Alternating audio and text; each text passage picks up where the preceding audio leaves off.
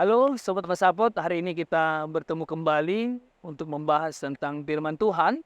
Dan hari ini kami ingin membahas untuk bahan sermon tanggal 9 Juli 2023, di mana hari ini kami akan membahas tentang bagaimana mencintai hukum Taurat. Dan hari ini kita dipertemukan dengan Saudara Pendeta Rolandi Situmorang, Shalom.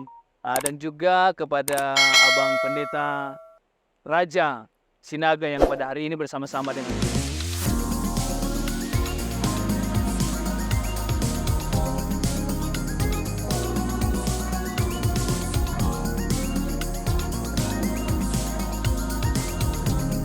untuk lebih dalam kita membahas firman Tuhan. Mari kita minta pimpinan daripada Roh Tuhan untuk membawa kita untuk mengerti. Kami mintakan kepada Pendeta Rolandi membawa kita dalam doa. Kita bersatu dalam doa. Kami bersyukur ya Tuhan buat setiap kesempatan untuk berkarya bagi Tuhan. Dan kami percaya itu adalah berkat yang luar biasa yang kami nikmati dan akhirnya juga kami boleh nyatakan di dalam kehidupan kami. Berkati sermon kami pada hari ini dan biarlah Roh Kudus yang mengajar kami untuk berkata-kata sesuai dengan kehendak Tuhan saja. Dalam Yesus Kristus Tuhan kami yang hidup, kami berdoa. Amin. Amin. Terima kasih kepada Bang Pendeta Rolandi. Namun sebelumnya teman-teman, kami sedang berada menikmati ciptaan Tuhan. Nah, jadi kami mau memakai tempat ini juga untuk sama-sama belajar dengan Masapot sermon santai, ya. Mas Ersan ya. Oke, baik teman-teman, hari ini kita akan belajar dari firman Tuhan diambil dari Roma 7 ayat yang ke-15 sampai dengan ayatnya yang ke-25. Nah, untuk lebih dalam, mungkin kami boleh minta tolong kepada abang kami, Bang Pendeta Raja, untuk membacakan firman Tuhan untuk kita semua. Oke, baik. Terima kasih. Kita semua mari kita baca dan dengarkan Roma 7 ayat 15 sampai 25. Sebab apa yang aku perbuat, aku tidak tahu. Karena bukan apa yang aku kehendaki yang aku perbuat, tetapi apa yang aku benci, itulah yang aku perbuat.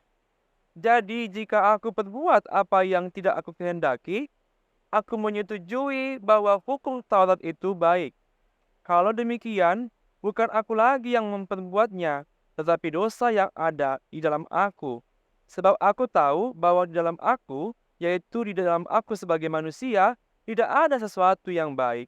Sebab kehendak memang ada di dalam aku, tetapi bukan hal berbuat apa yang baik.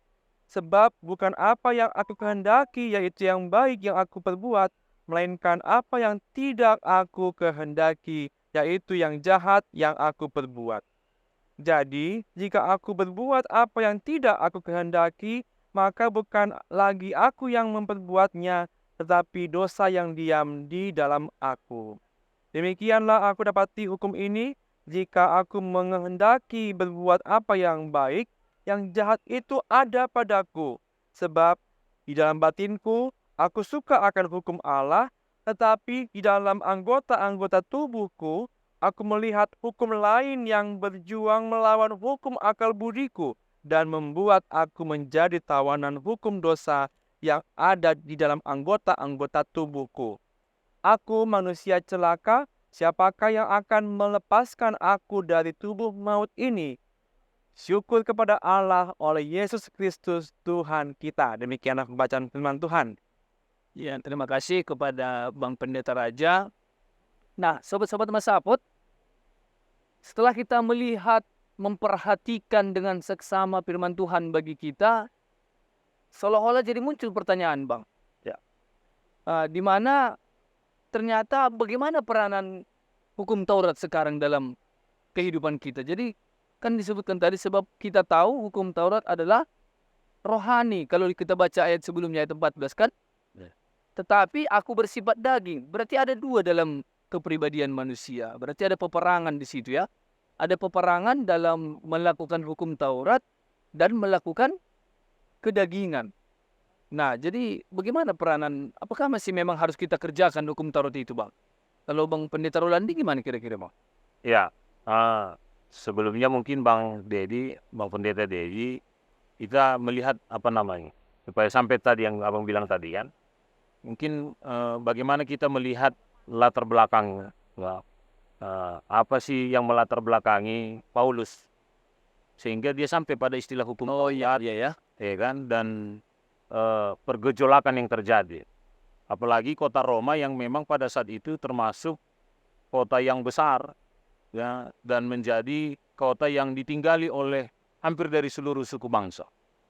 Dan sistem pemerintahan, kota administrasi, maka di dalamnya juga bukan hanya orang-orang yang kenal tentang sejarah kehidupan masa lalu, hukum Taurat tadi contohnya, orang Yahudi kenal sekali. Bahkan orang Yahudi tidak hanya hafal tentang 10 hukum Taurat, tetapi bagaimana ke-10 hukum Taurat itu juga mereka jabarkan di dalam tradisi-tradisi orang Yahudi. Dan di kota Roma itu juga ada orang-orang Yunani, ya, orang-orang Roma dan suku-suku bangsa lainnya yang juga tidak mengenal hukum Taurat. Oh, ada 2 Bang ya? Ada banyak sekali, lebih dari 2 yang mengenal, ya mungkin Iya, yang mengenal dan tidak mengenal dan ya. yang tidak mengenal, yang menghidupi dan yang Tidak. sama sekali tidak menghidupi. Dan surat ini ditujukan oleh Paulus kepada mereka semua tanpa dikotak-kotakan hanya untuk orang Yahudi saja, ya kan?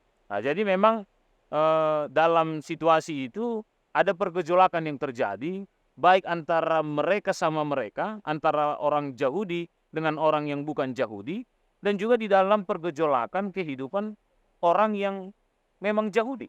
Orang yang mengenal tentang tradisi-tradisi sejak hukum Taurat itu diturunkan kepada nenek moyang mereka. Maka ada proses di dalam kehidupan mereka untuk bagaimana kita menghidupi ini. Kira-kira begitu, Pak.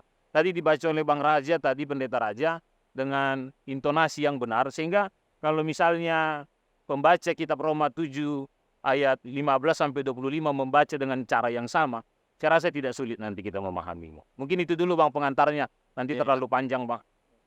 Kalau dari Bang Pendeta Raja gimana kira-kira Bang? Kalau tadi berbicara latar belakang ya, Iya, sehingga Paulus mengangkat soal hukum Taurat. Ada 2 tadi ya. Kalau menurut Iya. Pendeta Raja gimana Bang? Oke, jadi memang aku lihat dalam teks kita ini, Roma ini, teologinya Paulus sangat apa ya, istilahnya itu genuine ya, Iya. genuine. Dia baru dan memang alami, karena kita melihat bahwa Paulus sendiri mengalami perubahan yang sangat luar biasa ya. Istilahnya dia bermetanoia, dia bertobat lah dalam bahasa kitanya. Dia bertobat. Jadi dari Saulus yang hidupnya dengan penuh dosa, Saulus yang hidupnya dengan memberontak terhadap Taurat, memberontak kepada Yesus sebagai Mesias, nah, dan dia menjunjung tinggi Taurat. Nah, tapi kemudian aplikasinya berbeda ya. Dia justru jatuh dalam fanatisme yang tinggi, sehingga semua pengikut Yesus justru dibasmi, dibunuh seperti itu.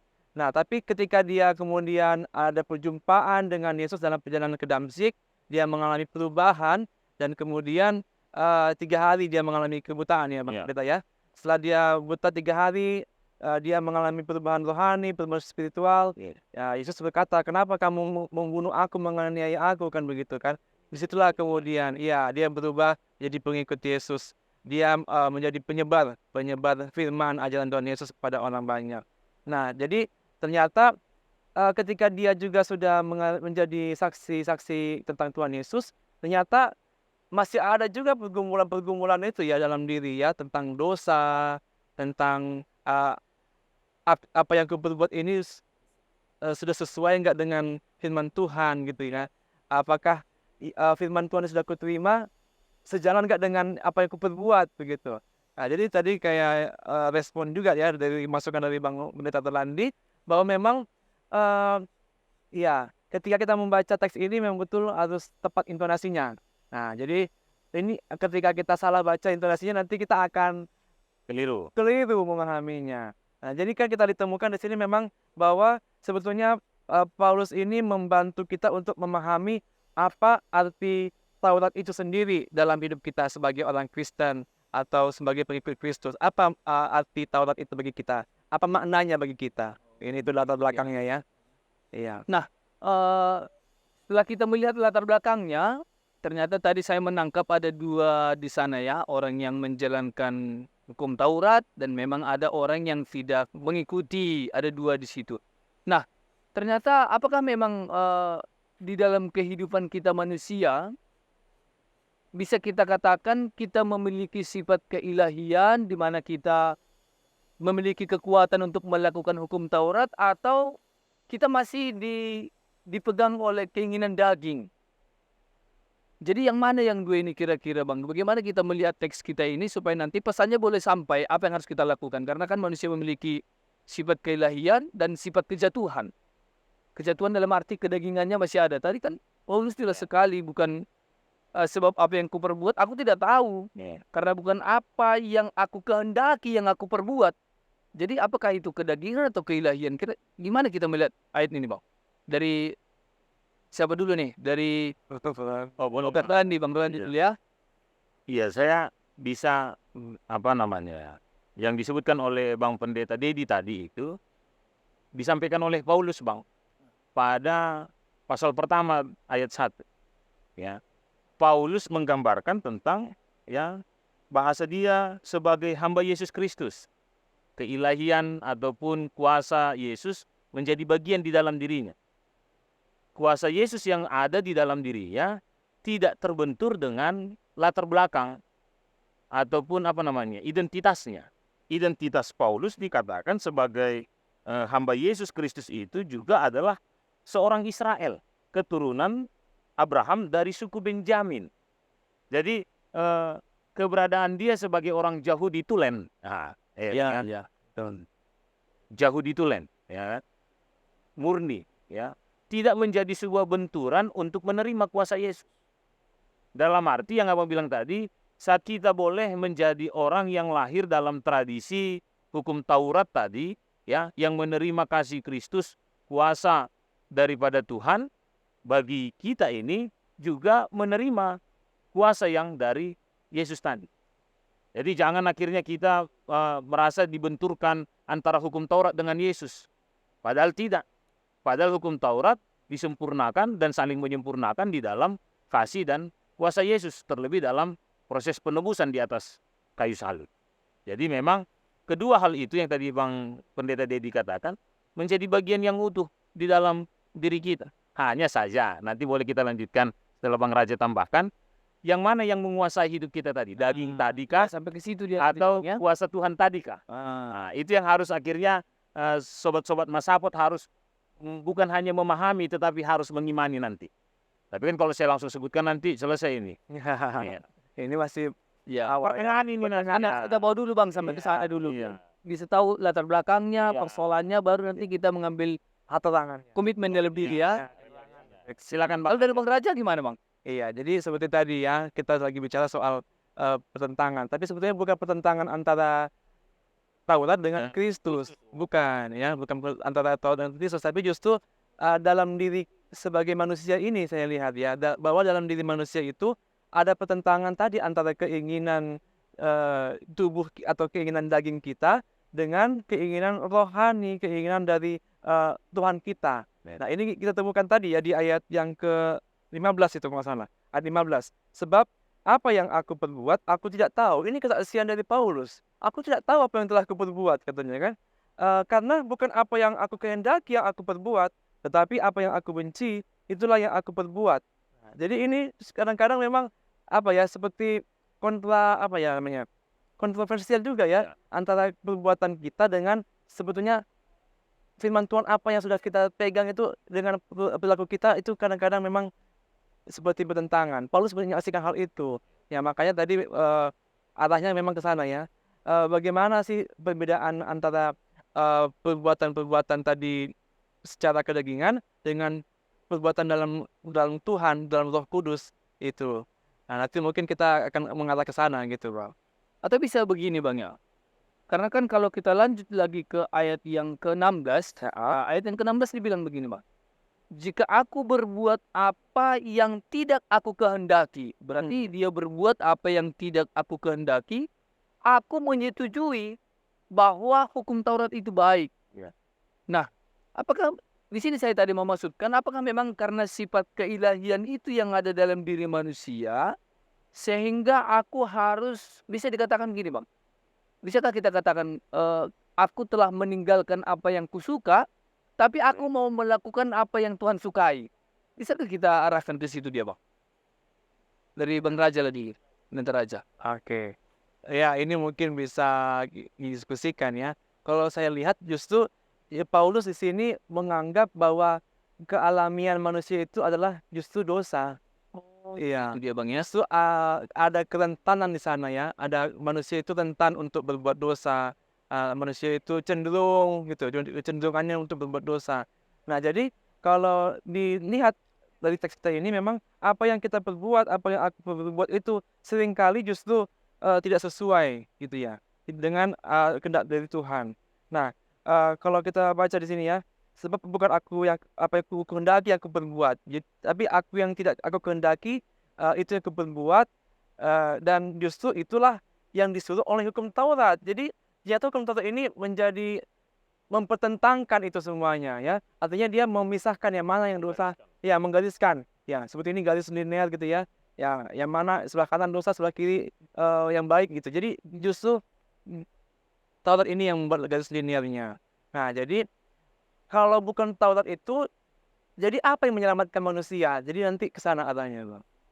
Karena hukum Taurat itu justru katanya memisahkan tadi. Yang baik Padahal justru karena dosa. hukum Taurat kita mengenal dosa lagi ya. Nah, Dari itu. katakan ya. Ya, itu dia. Lalu dari Bang Pendeta Rolandi? Iya, tadi yang dibaca oleh Bang Pendeta Dedi, saya coba bandingkan dia seperti yang dituliskan juga pada ayat 17 dan ayat 19. Iya. Ayat 17 demikian. Kalau demikian bukan aku lagi yang memperbuatnya, tetapi dosa yang ada di dalam aku. Itu satu. Ayat yang ke-19 dengan makna yang sama. Disebutkan, sebab bukan apa yang aku kehendaki, yaitu yang baik, yang aku perbuat, melainkan apa yang tidak aku kehendaki, yaitu yang jahat, yang aku perbuat. Jadi seperti kata Bang Pendeta Raja tadi, tentang hukum Taurat yang menggariskan, ya, memberikan kejelasan tentang sebuah kebenaran. Itu yang pertama, Bang. Masuk dalam hukum Kristus, dalam hukum kasih, ya, maka kita juga semakin mengenal tentang kebenaran itu. Ya kan? Hanya saja ada pergejolakan batin. Iya ya. Ada sesuatu yang bergejolak di dalam kehidupan setiap manusia yang ternyata walaupun aku sudah tahu kebenaran, kenapa ya aku harus terjebak di dalam hal yang tidak benar? Toh aku sudah tahu tentang firman, aku sudah mengerti tentang firman, aku sudah baca itu tentang firman. Kok akhirnya kita kan juga sehari-hari juga begitu. Saya tahu misalnya hukum Taurat itu mengatakan jangan berbohong, jangan berdusta. Kan begitu Bang kan? Tapi bisa-bisa nanti orang saat bertanya supaya jangan kalah malu, dari mana pendeta? OTW katanya. Emang OTW tapi masih dari depan pintu rumah. Nah, ini supaya jangan agak-agak berdosa, dibilang OTW, nggak dibilang di jalan, karena kan kok di jalan Bang, bukan jalan raya rumahnya. Tapi sedikit berbohong di sana, OTW katanya. Tapi masih depan rumah. Kira-kira begitu gejolak ini. Saya tahu nggak boleh berbohong, saya tahu nggak boleh berdosa, kan? Saya tahu kebenarannya. Tapi ada sesuatu yang terus dalam diri saya ini yang mendorong saya untuk melakukan hal itu. Padahal saya tahu itu bukan kebenaran. Nah, kira-kira begitu. Ada pergumulan batin yang Paulus mau katakan kepada jemaat Roma. Ya, never mind lah kira-kira. Jangan menjadikan itu terlalu menjadi sebuah masalah di dalam dirimu. Kira-kira begitu, Pak. Berarti ditekankan lagi ke ayat yang 20 ya. Iya, Pak. Ayat 20 memang lebih dipertegas dia. Jadi jika aku yang berbuat apa yang tidak aku kehendaki, maka bukan lagi aku yang memperbuatnya. Iya. Nah, berarti kalau di sini saya dan mau angkat luruskan, berarti keilahian itu yang membawa dia untuk melakukan apa yang Tuhan kehendaki. Kira-kira seperti itu. Atau memang tetapi dosa yang diam di dalam aku. Jadi terus bergejolak memang yang dua ini Bang ya. Jadi, mungkin kalau sedikit kita lari ke refleksinya Bang, bagaimana kita supaya bisa ya mempertahankan? Karena kan pertanyaan sering begitu Bang. Bagaimana ya supaya roh Tuhanlah yang terus bekerja dalam diriku? Janganlah kedaginganku yang lebih kuat gitu. jangan kedaginganku seperti itu ya kan. Kira-kira bagaimana kita uh, menjabarkan ini dalam kehidupan kita, Bang? Iya, Bang. Jadi karena Dari Bang Pendeta Dulu, Roland. Bang, karena dia dikasih tahu pendeta tadi waktu 10 menit lagi. Oh iya. Ya, Bang. Oh, Jadi harus kita baik, percepat ya. langsung kepada kesimpulan. Kan begitu, Ya. Bang ya. Atau tadi kata Bang Pendeta Dedi, bagaimana kita Iya. memproses itu Iya. supaya akhirnya oke lah kita bisa saja salah. Bisa saja terjebak. Manusia itu enak sekali. Kalau berbuat salah, maaflah terjebak. Iya. Ya kan? Kalau salah, memang si setan ini. Padahal setan bingung. Ya. Nggak ada ku ajarin kok, kan kira-kira begitu, Bang kan. Nah, padahal manusia sendiri yang berbuat, kan begitu. Kayak yang dikatakan oleh Paulus kan, ada dosa dalam diri kita, ya kan. Iya. Dan itu terus menjadi pergumulan. Maka kita harus sampai pada ayat yang ke-25. Ya. Jadi saat kita ingin menunjukkan siapa yang paling berkuasa di dalam diri kita, ya, supaya jangan akhirnya melulu jatuh, akhirnya menyalahkan diri kita, ya kan. Ayat yang ke-25 kita harus tentukan siapa yang berkuasa. Ayat 25 dikatakan syukur kepada Allah. Tanda seru. Ya, bukan tanda tanya, Bang, tanda seru. Oleh Yesus Kristus Tuhan kita. Jadi keilahian tadi harus menjadi sesuatu yang berkuasa penuh, berotoritas penuh di dalam diri kita. Sehingga kita akhirnya melihat kebenaran itu di dalam kasih karunia Tuhan. Sehingga kita melakukannya karena kita mengucap syukur kepada Tuhan. Kita berbuat baik, kita melakukan hukum Taurat karena kita merasa kita bersyukur menikmati setiap kehidupan kita di dalam Tuhan. Kira-kira begitu, Bang. Tapi nanti sebelum ditutup ada satu hal yang mau saya sampaikan lagi, Bang. Oke. Dari Bang Rajat Betul, dulu lah. dari Bang Raja dulu. Iya. Nanti langsung di closing sama Bang Pendeta Rolandi, gimana kita mengarahkan daripada ayat ini ya. Iya, Pak. Iya. Dari Aku menyambung yang Pendeta Raja? dibilang Bang Pendeta Rolandi tadi, ya memang kita akhirnya memang harus bersyukur kepada Tuhan karena dalam kuasa Tuhanlah kita bisa diselamatkan. Nah, jadi kalau kita lihat kontrasnya itu memang dari ayat 24 dan ayat 25. Ketika ayat 24 itu Paulus ya mengakui, aku katanya kan, dia mengakui aku ini manusia celaka katanya. Iya. Nah, ini luar biasa ya. Jadi ini Tanda suatu seru juga itu, Bang. tanda seru. Nah, ini pengakuan yang sangat Jujur. jujur. Jujur. Ini pengakuan yang sangat jujur dari secara manusiawi kita mengakui gitu ya. Kekurangan kita, keterbatasan kita, ya kemanusiaan lah ya, yang dalam arti ternyata ada memang dosa dalam diri kita. Nah, tetapi pertanyaannya, siapakah yang akan melepaskan aku dari tubuh maut ini? Ya, kenapa? Karena memang dalam dosa itu ada kuasa juga yang membuat kita cenderung berbuat sana, dan upah dosa adalah maut. Roma berapa itu, Bang? Roma 6 ya. Roma 6 ayat 23. 3 ya. Upah dosa adalah maut. Ya. Tetapi karunia Allah, nah ini dia. Karunia Allah ialah hidup yang kekal dalam Kristus Yesus Tuhan kita. Nah, jadi memang kesana arahnya. Memang kita tidak mampu untuk mengandalkan diri sendiri.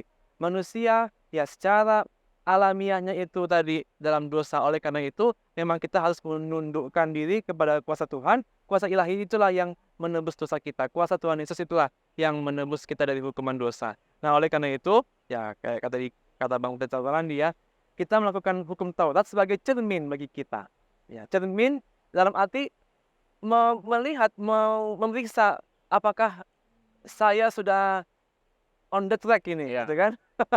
Kita kan lagi di lokasi trekking juga nih ya, Iya. trekking lebih Ini hijau ya, bukan jalan menuju surga. jalan menuju surga lebih sulit lagi, tukis tumang ini jalan menuju surga ini. Nah, jadi ternyata cermin tadi berfungsi. Sudah bereskah ya kan, sudah benar nggak pikiran saya, perasaan saya, dan juga tingkah laku saya. Nah, jadi hukum Taurat tidak lagi jalan keselamatan, tapi untuk menandakan kita itu bersyukur kepada Tuhan. Nah, tetapi kalau jalan keselamatan satu satunya adalah Tuhan Yesus Kristus. Iya, terima kasih. Tadi penasaran saya yang mau disampaikan oleh Bang Pendeta Rolandi. Kayaknya begitu penting ini bagi kita semua sobat Mesapa. Apa ini? Kebetulan kemarin baru saya dapat info Inspirasi, pencerahan. Ya.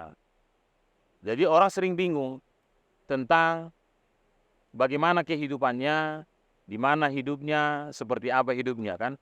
Kalau dalam lagu Haleluya itu, Bang, Ujaduham Oh, nomor 363 368.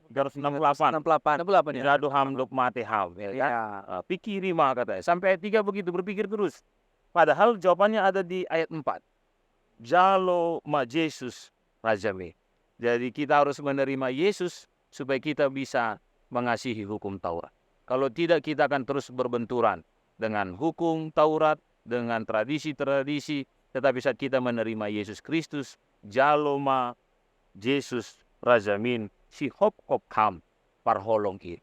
Jadi Yesus sudah memeluk kita, mendamaikan kita di dalam hidup kita, maka kita menikmati setiap proses di dalam kehidupan kita. Kita akan mengasihi hukum Taurat, kita akan mengasihi semua yang Tuhan ciptakan di dalam kehidupan kita. Mungkin kira-kira begitu nih. Berarti jawabannya nomor 368 itu jawabannya nomor 333, Bang. Yes. Sujado matiham, nomor 333 surga tujuan tim. Nah, jadi untuk teman-teman semua memang kita mengarah ke situ. Tapi kalau kita baca ke atas lagi dalam ayat 12 sebenarnya, jadi hukum Taurat itu adalah kudus dan perintah itu juga adalah kudus, benar dan baik. Ya. Jadi semoga membantu untuk mengerti akan kebenaran firman Tuhan. Nah, untuk inilah yang boleh kita renungkan untuk hari ini. Semoga apa yang boleh kami suguhkan, teman-teman semua boleh terberkati. Mungkin untuk dua penutup tadi dari Pendeta Rolandi, sekarang dua penutup dari Pendeta Raja. Sindo Raja Sinar. Ya, baik. Terima kasih. Marilah kita berdoa. Bapa kami, terima kasih untuk berkat-Mu Tuhan. Engkau sudah memberikan kami firman, hukum Taurat, bahkan juga banyak Tuhan renungan-renungan, pesan-pesan rohani yang boleh kami terima Tuhan. Inilah anugerah-Mu Tuhan bagi kami. Engkau memberikan kami cermin, Engkau berikan Tuhan kami pegangan, bahkan juga pelita terang dalam hidup kami. Terima kasih Bapa, biarlah kami mampu untuk mengelola dan juga menggunakan, mengerjakan, mempraktikkan firman Tuhan ini, sehingga kami berjalan di jalan yang benar, tidak tersesat, tidak terjatuh, tetapi kami boleh selamat sekarang maupun juga di masa yang akan datang bersama-sama dengan-Mu ya Tuhan. Terima kasih Bapa, kami mohon berkat-Mu kepada kami semuanya, dalam nama anak-Mu Yesus Kristus kami berdoa dan mengucap syukur. Amin. Amin. Amin.